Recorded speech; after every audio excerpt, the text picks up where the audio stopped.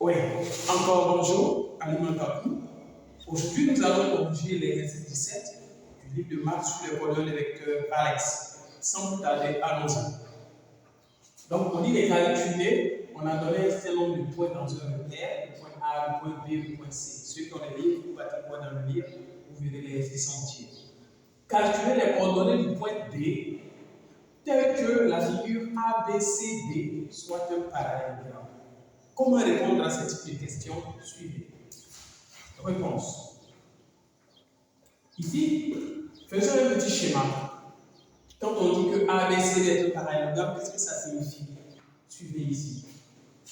A, B, C, D. Ouais. Donc, ABC. Si ceci est un parallélogramme, ça veut dire que AB, le vecteur AB égale le vecteur DC. Ça, c'est la définition des parallélogrammes. Donc, la propriété AB égale à DC. Donc, si ceci est un parallélogramme, c'est ce que ça signifie. Et donc, c'est cette propriété-là qu'on va utiliser. Je rappelle, si cette figure est un parallélogramme, ça veut dire que le vecteur AB égale au vecteur DC. Oui, c'est cette information qu'on va utiliser. Donc, pour ce faire, qu'est-ce qu'on va faire? On va calculer les coordonnées du vecteur AB, calculer les coordonnées du vecteur DC et utiliser le fait que ceci soit un parallélogramme et utiliser l'égalité des deux vecteurs. Allons-y. Donc, ici, calculer les coordonnées du point D tel que ceci est un parallélogramme. Vous voyez, chaque jour, ce type d'exercice, faire une petite figure, ça va vous permettre de mieux voir avant de faire. C'est très important, je vous le montrer. Donc, vous voyez, grâce à cette petite figure que je viens de faire, j'ai au moins une idée de ce que je veux faire. Donc, je vais calculer le coordonnée du vecteur AB. Donc, ici, le vecteur AB, qui est dans ce groupe de coordonnées. Pour calculer, on fait abscisse de B moins abscisse de A. Abscisse de B, c'est 5. Moins abscisse de A, c'est 2. Ensuite, ordonnée de B moins ordonnée de A. Ordonnée de B, c'est 2. Ordonnée de A, c'est 3. Donc, ça veut dire que le vecteur AB a pour coordonnée 3 moins 1. 5 moins 2, 3. 2 moins 3 moins 1. Maintenant, je vais calculer le vecteur DC.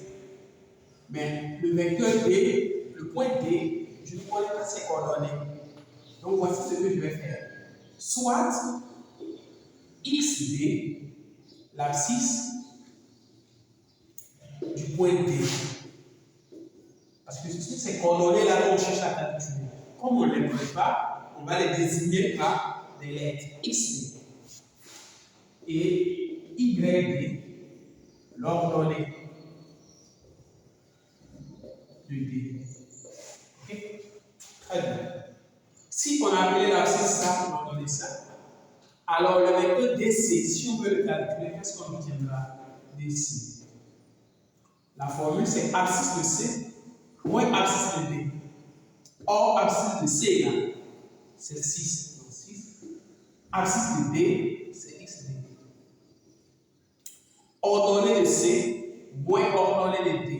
Ordonnée de C, c'est 3. Moins ordonnée de 2, nous l'avons appelé YD. Donc, voici les coordonnées du vecteur DC. Bien. Troisième point. Pour que cette figure-là soit un parallélogramme, qu'est-ce qu'il faut? Il faut que ce vecteur AB soit égal à DC. Ou bien il faut que le vecteur AB soit égal à DC. Ça dépend. Donc, nous, on va choisir ça. Okay? Si vous choisissez ça, ce vecteur AB et le vecteur BC, vous aurez la même valeur. Vous pouvez même vous entraîner avec. Hein? Après ça, vous réessayez avec AD et puis BC et vous voyez si vous aurez la même valeur ou pas. Bien. Donc, allons-y. Donc, le vecteur DC, ça. Donc, pour que AB soit un parallélogramme, donc pour que, c'est très important, pour que ABCD soit un parallélogramme, il faut deux points. Que le vecteur AB soit égal au vecteur DC. Il faut vecteur AB soit égal au vecteur DC. Ça, c'est la caractérisation vectorielle d'un paramètre. C'est important. Ok? Comment ça? Donc, autre point, maintenant. Maintenant, égalité de deux vecteurs. Dans le cours, il est dit que si deux vecteurs sont égaux comme ça veut dire que l'abscisse du premier, là, c'est égal à l'abscisse du deuxième. L'ordonnée du premier égale à l'ordonnée du deuxième. Ok? Maintenant, donc on part. AB, le vecteur AB égale au vecteur DC. Ça équivaut à quoi? Ce symbole. Et ce symbole en troisième, vous écrivez, ne n'utilisez pas ce symbole, vous écrivez équivaut. Ok? Donc, quand on dit que AB égale à DC, ça veut dire quoi? Le vecteur AB, on connaît ses coordonnées. Le vecteur DC, on l'a calculé ici. Donc, ça équivaut à dire que ça, 3 égale à 6 moins XD. Et, ça dit ça, l'abscisse de lui là, égale à l'abscisse de lui là. Bon, je vais plutôt écrire dans ce sens-ci. Comme lui, il y a des lettres, je vais le mettre en première position. Qui va être 3 moins XD, abscisse de celui-là, égale à l'abscisse de celui-là, égale à 3.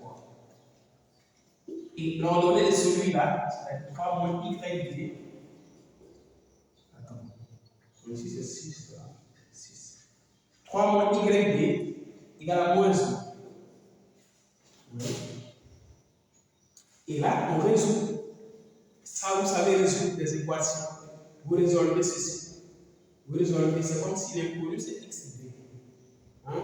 Vous résolvez. Et vous résolvez ça. Quand vous allez résoudre, vous allez avoir XD égale à 3. Et ici, si vous résolvez, vous aurez YD égale à 4. Il suffit de résoudre ça. Hein? Bon, je vais vous montrer. On va résoudre ensemble ici. On résout ici. 6 moins XD égale à 3. 6 moins XD égale à 3.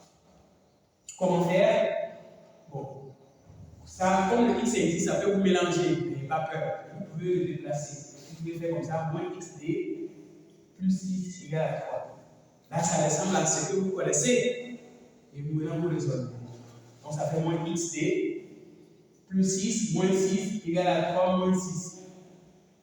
Donc ça fait moins XD égale plus 6 moins 6, ça fait 0. Donc il reste moins XD.